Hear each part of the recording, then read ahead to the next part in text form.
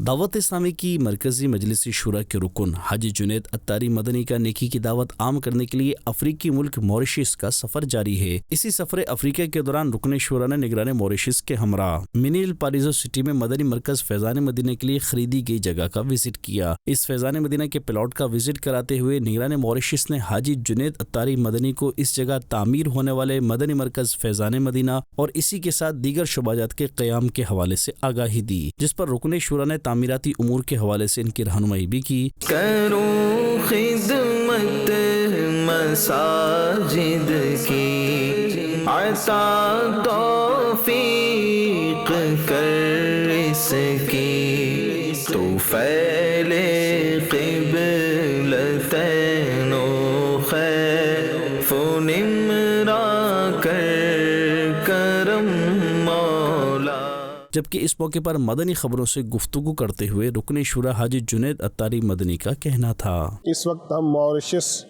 کے ہائی وے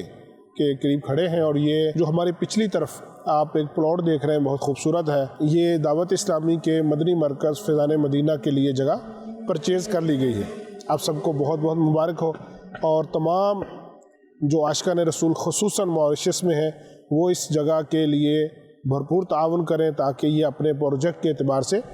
جلد پایہ تکمیل تک پہنچے۔ انشاءاللہ جامع مسجد بھی ہوگی، جامعۃ المدینہ بھی ہوگا، مدرسۃ المدینہ بھی ہوگا، جس میں دینی اور دنیاوی تعلیم دونوں ہوگی،